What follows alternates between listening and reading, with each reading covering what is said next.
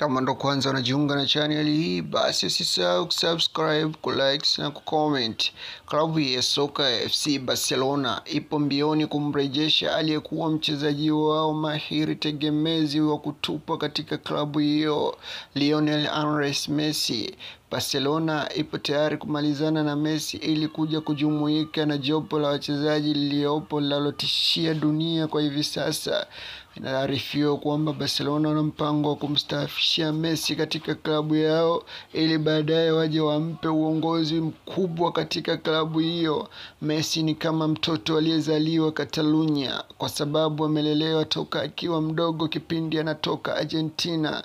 Barcelona ilimhudumia Messi kwa matatizo yake ya ukuaji toka akiwa mtoto mdogo mpaka anakuwa, mpaka anaondoka. Akuondoka kwa mapenzi ya klabu, isipokuwa aliondoka kutokana na ukata ulioikumba klabu na kushindwa kufanya namna yoyote ya kumbakisha Messi kutokana na matumizi ya fair play ya FIFA.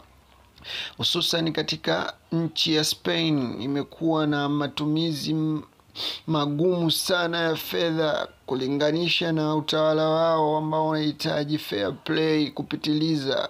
Hivyo Messi msimu unaokuja 2025-2026 atajiunga rasmi tena na waliokuwa waajiri wake wa zamani, klabu ya FC Barcelona. Huo moto utakao kwenda kuwaka pale, huku Lamine Yamal, huku una Pedri, huku una Gavi, afu mbele yao anamaliza Messi na mzee mzima Lewandowski. Itakuwa ni hatari balaa.